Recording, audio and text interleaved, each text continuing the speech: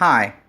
Alright guys, so this is probably the last problem I'll explain after this first test. Okay? This is a horizontal throw problem in which I'm giving you this information. Okay, let's suppose that you have a ball that is in the top of a building that is kicked, rolls in the roof of the building, and then it goes out of the edge of the building and follows this path until it finally lands here 2.5 seconds later.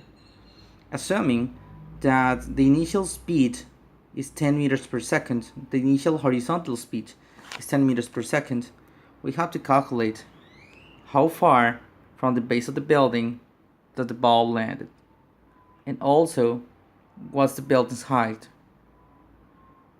Remember that when you got the motion forward, you're going to treat it as it was uniform linear motion. The motion when it goes down, you treat it as it was free fall. Okay? So the question, how far from the base of the building that the ball landed, ask you this. Okay? They are asking you how far does the ball landed from the base of the building. So what they are basically asking you is about x. When you look at the formulas for the uniform linear motion, you'll notice that the x is equal to the speed times the time interval.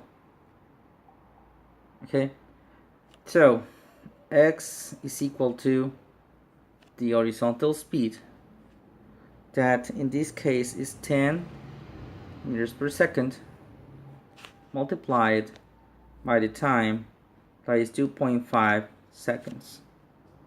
Okay, so the distance is 25 meters, so the ball landed 24 meters away from the base of the building.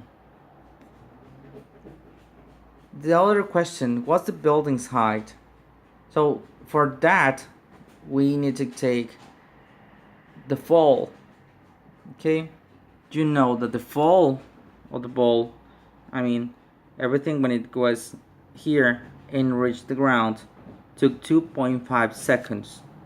Alright, and you know how to do it. You know from your formulas, of course, that the initial height of a fall is the negative half of the acceleration of the gravity times the time of the fall squared. Okay, so is the initial height equal to negative half of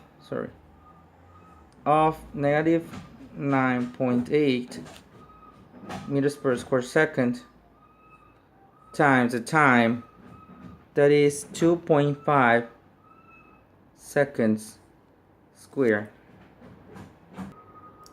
So after you do this calculation, it will give you that is 30.62 meters.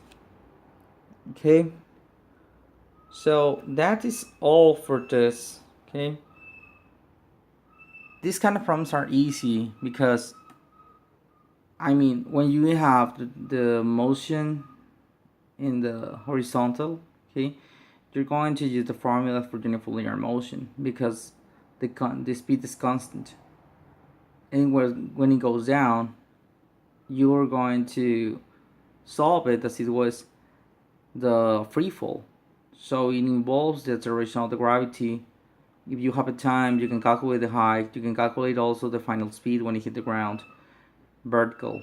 Okay, so that's all for this test, at least. Remember, if you have any question, just ask.